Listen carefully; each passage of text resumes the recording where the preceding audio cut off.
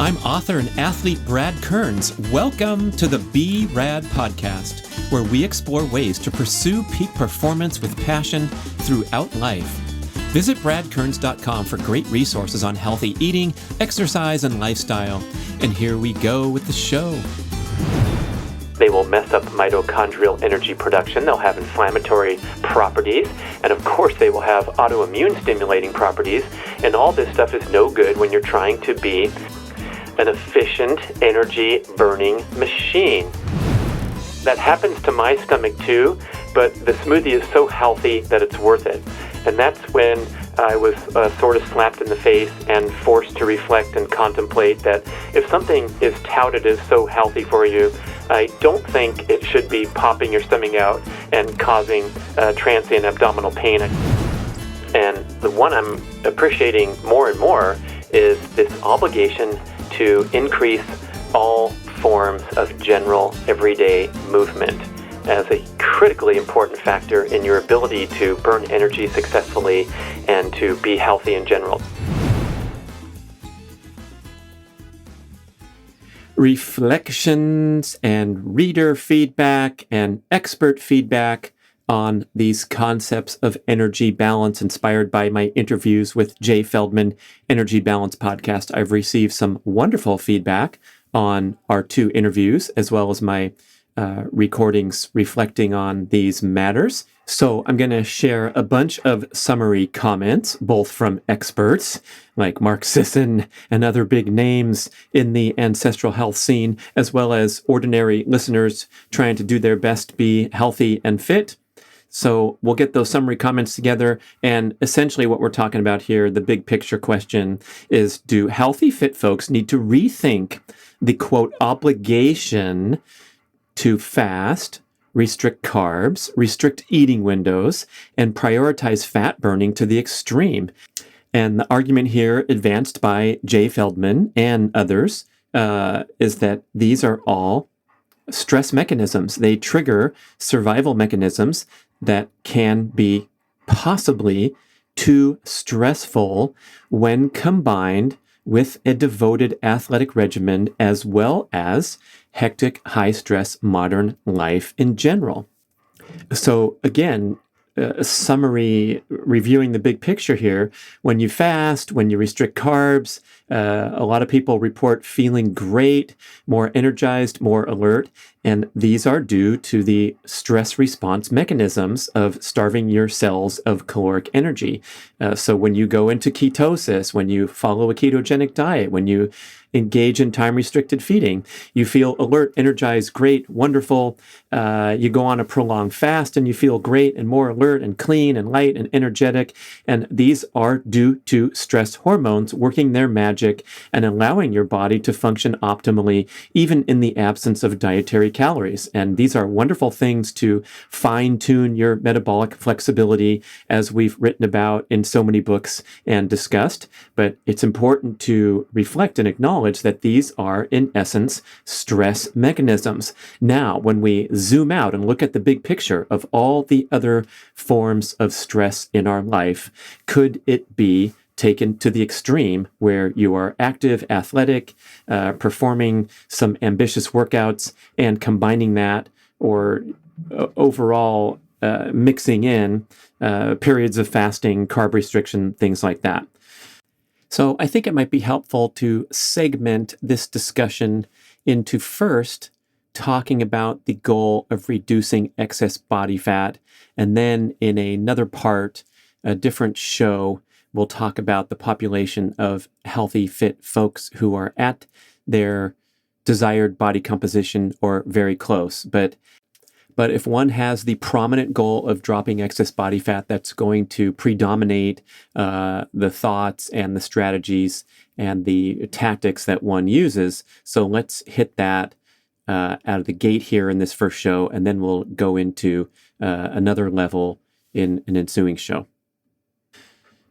Let's assume that the main use of these niche dietary strategies like primal, paleo, low carb, keto, vegan, carnivore are contemplated for fat reduction. Of course, there are many other important benefits like improved overall general health, energy, disease protection, and so forth. But a lot of people are coming in with a goal, at least one of the goals, of dropping excess body fat. And of course, there tremendous evidence that these diets are highly effective for fat reduction, any of the ones I mentioned. But essentially, what we're talking about here is a departure from the unrestrained, unregulated, indulgent eating that we are capable of participating in today, right? We can hit a button and someone will come to our door and deliver whatever we want. And we can eat anytime, day or night. We can also pair that with insufficient general everyday activity.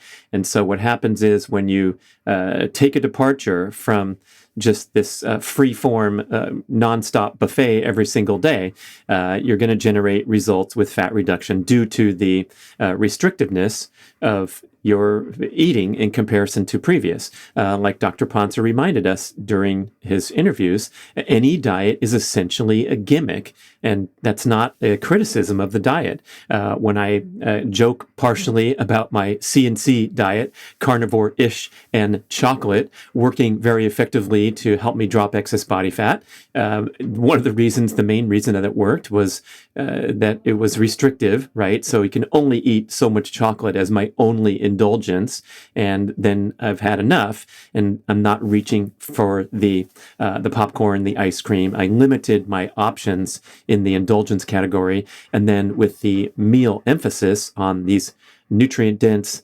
animal-based meals, they provided high satiety, great nutrition, deep cellular replenishment and nourishment, so that my appetite hormones, everything was feeling great. I was not struggling, suffering, or deprived. And so those are features of a successful weight loss effort. When it comes to meal timing, Dr. Peter Attia reminded us recently that research is showing that most of the benefits of time-restricted feeding come from calorie restriction, not any magical reason that your body works better when you only feed it between the hours of 12 noon and 6 p.m. or what have you. Although there is research that you're better off eating before it gets dark, away from bedtime, because we do want to give the digestive system a break. But putting that into proper perspective, where the magic of time-restricted feeding is not essentially what's been bantered about when you're hit with these messages. Okay, so these restrictive niche diets are effective for fat reduction because they limit your indulgent choices. But then we have this potentially confusing notion that eating less food, exercising more, does not work for fat reduction because your body engages in a variety of compensatory mechanisms. You slow down, you turn down your metabolic and hormonal and immune dials to conserve when you're not giving yourself enough calories. So how does it work that people are reporting great results with keto or whatever it is? And it's very likely, it appears, that the predominant reason for success is the elimination of nutrient-deficient processed foods that cause metabolic damage and promote fat storage. So more so than eating fewer calories, you're switched to that vegan, keto, carnivore, paleo, whatever style diet. The emphasis or the major benefits came from eliminating processed foods, as opposed to the magical functioning of cutting your carbs to 50 grams a day in the case of keto, or eliminating animal products in the case of a vegan diet. And that's something to really appreciate and reflect upon, that diets are effective largely because of what they eliminate rather than the magical benefits of what's comprised in the diet.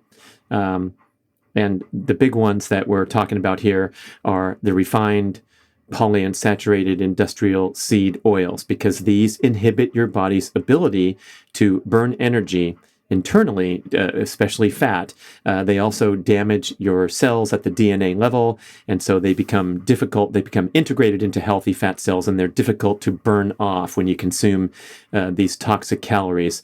I've heard statements bantered about how long they stay in your body, and it's kind of scary. I think 73 days was one of the contentions. So if you have a serving of French fries, you're going to mess up your cellular function for a long time. And so we want to strive for total elimination of these processed industrial seed oils.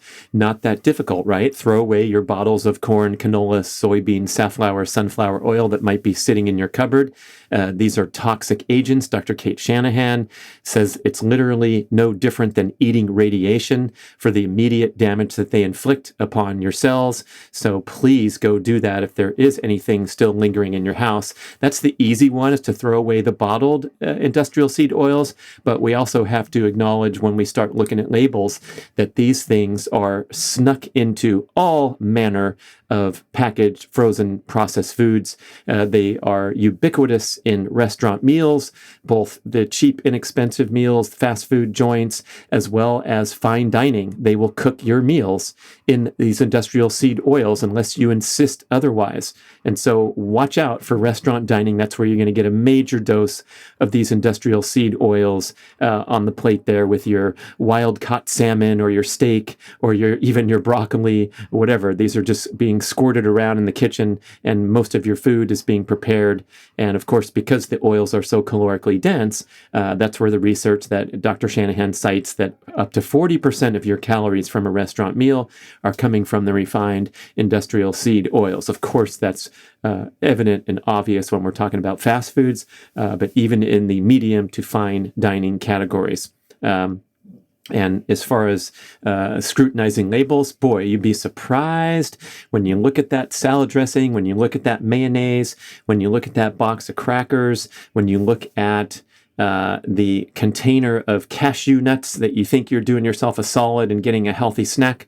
There's so many things that are prepared with these oils, and it's to stabilize the product, increase shelf life, increase profits at the direct expense of human health. So we want to band together and just boycott all these products that are made with refined industrial seed oils. Then the next category would be processed foods containing refined sugars and refined grains. And there's some good content that Jay Feldman mentioned at his show about this endotoxin, which is an internally manufactured, right? Endo means inside, an internally manufactured toxin that is produced in the intestinal tract when you consume these processed foods that are difficult to digest and pro-inflammatory by nature. Your body's just not built to process the 7-Eleven Slurpee with the food colorings and the preservatives and all the other ways that we get doses of refined grains and sugars. These also, the endotoxin, the secretion of endotoxin into the bloodstream will inhibit your ability to burn fat. It'll inhibit your ability to process energy with the mitochondria. So basically it inhibits your ability to burn glucose as well as fat. And what happens then when you suck at burning energy? Oh boy, an important takeaway for the final exam.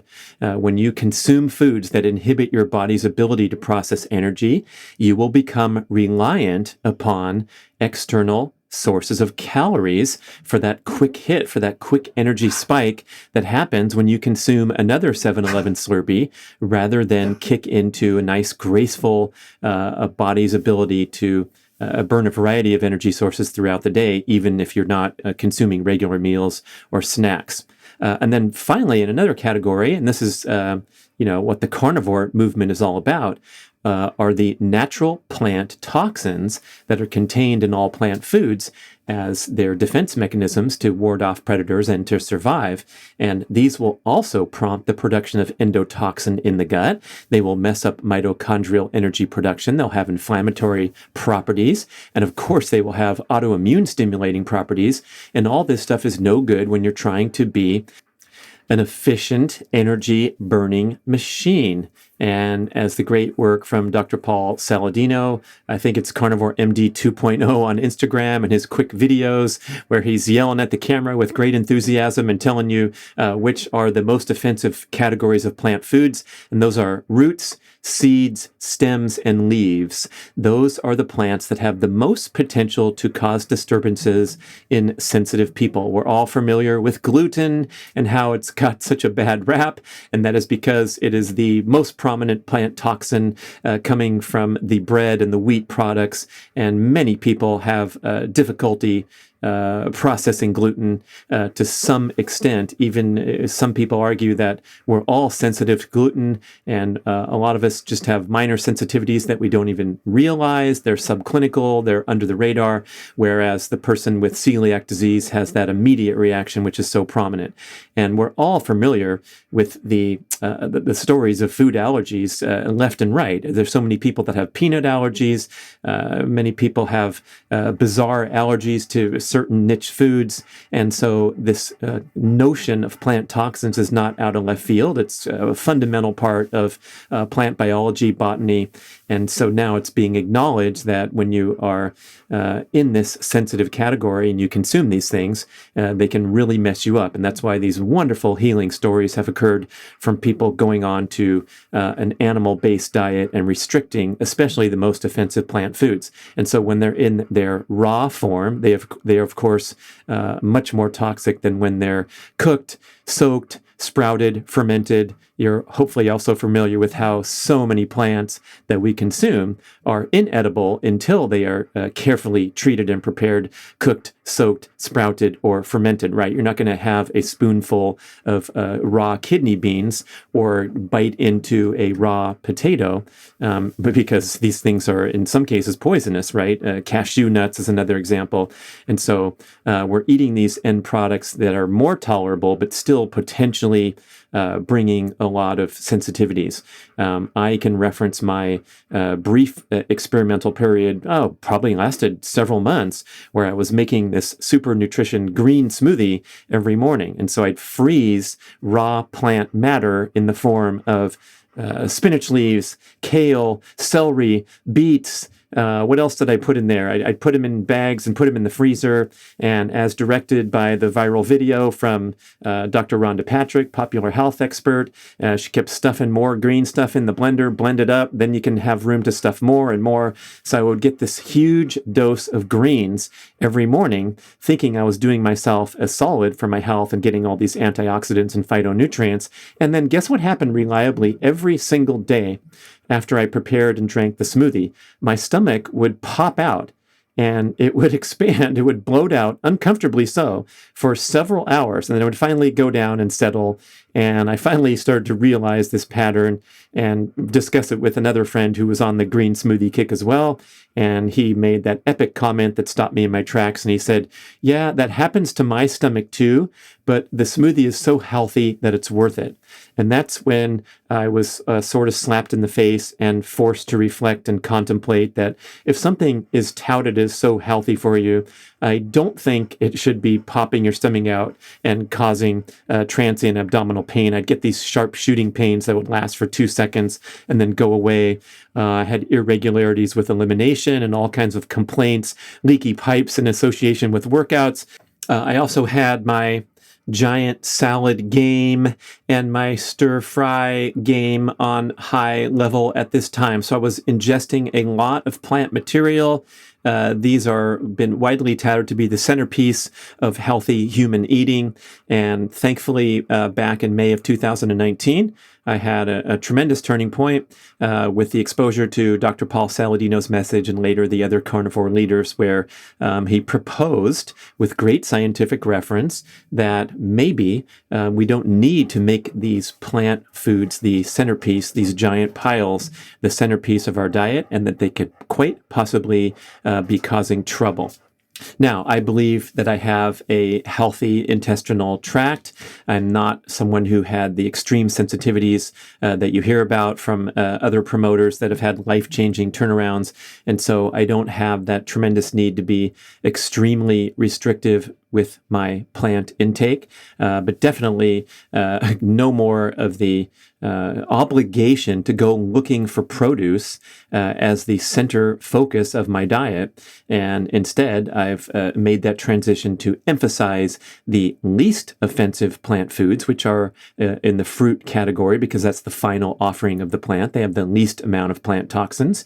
The starchy tubers like sweet potatoes, honey, and those are the majority of my plant intake. Of course, I also enjoy the B.rad's macadamia masterpiece nut butter, and I'm not sensitive to it, so I can promote it. I love it. And if it doesn't work for you and you're finding yourself in that category where you have nut sensitivities, which is pretty common, then you can find something else to eat, right? So we don't have to traffic in these extremes where we're proclaiming that this is the way to go for everybody.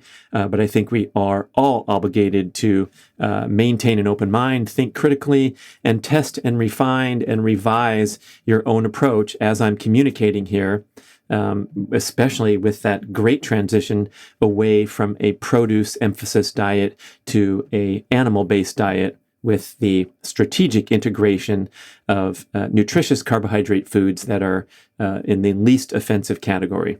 Okay, those are the three categories where you really want to, with great devotion, eliminate or minimize intake of these potential problem areas in the diet. That is the refined, high polyunsaturated industrial seed oils, the processed sugars and grains, and all the foods, the processed foods that are made with them, that can promote endotoxin coming from your gut, that can promote inflammation, inhibit fat burning, and of course also promoting chronically excessive insulin production that we've heard so much about. And then the third category being the natural plant toxins that you potentially have sensitivity to, with particular focus on roots, stems, seeds, and leaves, and all the foods that fall into those categories.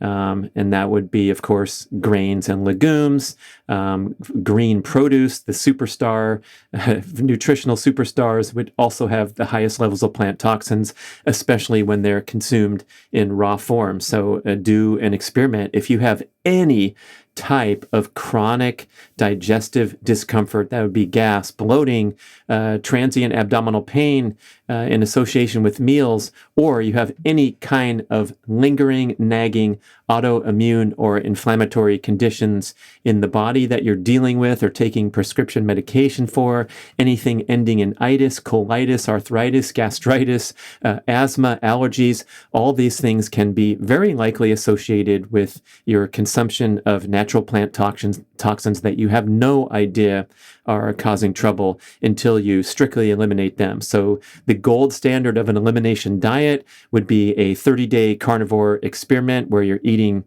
strictly animal foods, or as close as possible to no plant consumption. If you insist, you can throw in things like fruit and honey and survive if you're contending that you can't do it. But taking a month and allowing your digestive system to have a break from processing these natural plant toxins can be a real eye-opener.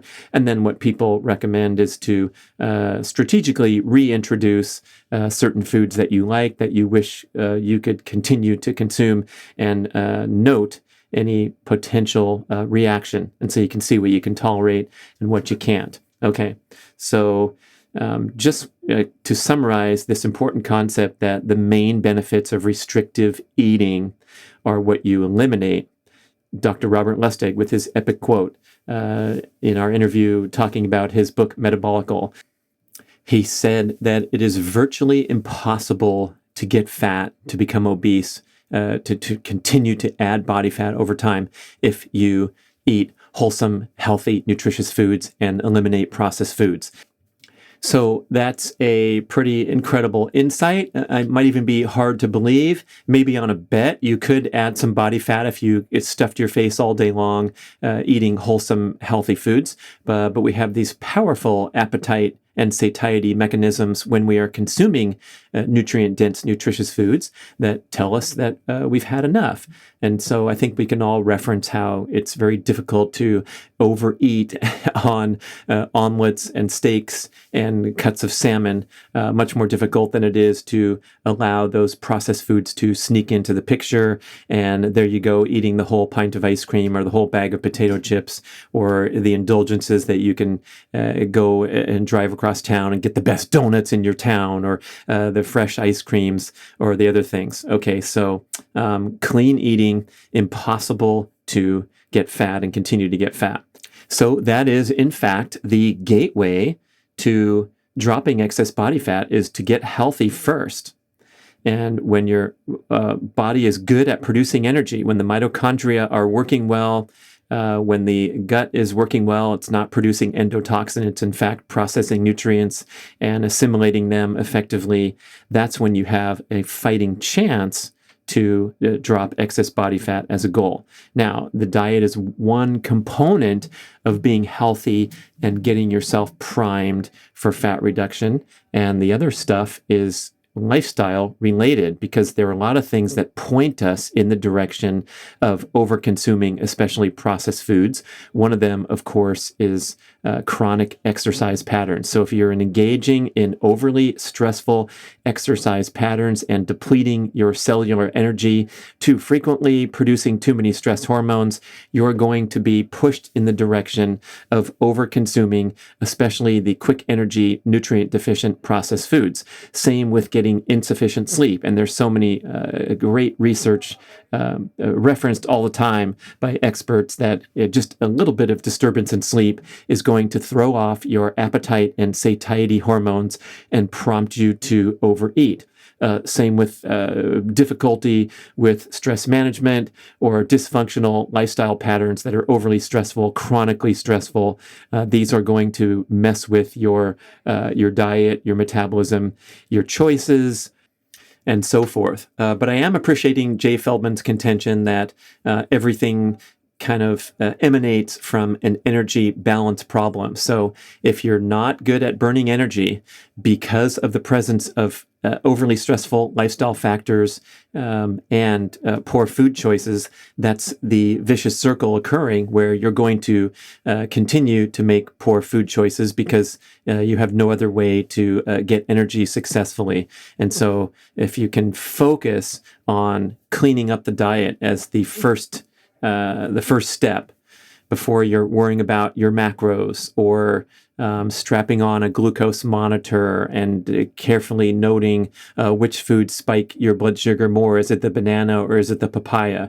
I'm definitely supporting of the idea that first we got to clean things up before we have any reasonable conversation about anything else, especially your exercise patterns, because these topics are all irrelevant if you are throwing junk into the system. And when I say junk, I might be talking about a kale smoothie for many of us who are unknowingly sensitive to these natural plant toxins. I know that's not fair to put the 7-Eleven Slurpee in the same bucket as the kale smoothie, but that's why I'm offering the possibility here that your salad, that your stir fry, and that your plant smoothie could be not doing you a favor.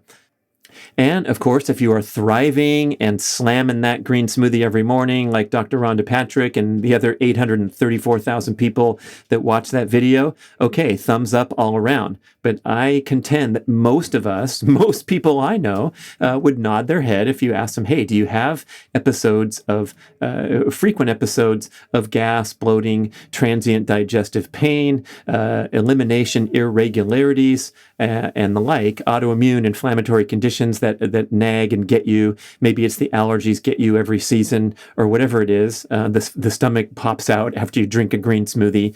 If that's something you can relate to, that's when we got to go into experimentation and dietary restriction and get that diet clean and get the body burning energy nicely. And the one I'm appreciating more and more is this obligation to increase all forms of general everyday movement. as a critically important factor in your ability to burn energy successfully and to be healthy in general. Dr. Pontzer referenced research that prolonged periods of stillness promote chronic inflammation in the body, which is the root cause of virtually all disease.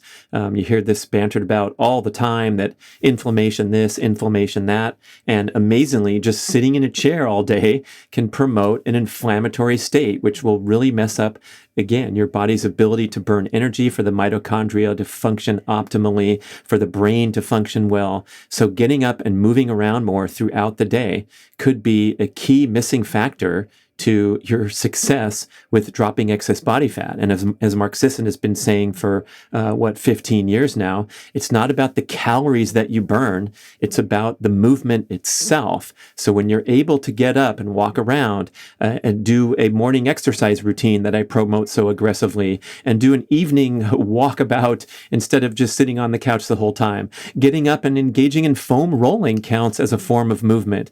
Everything counts when you can take those frequent breaks from prolonged periods of stillness and become an active human. That's when your body becomes more efficient at burning energy. And that is the key to everything, says Jay Feldman.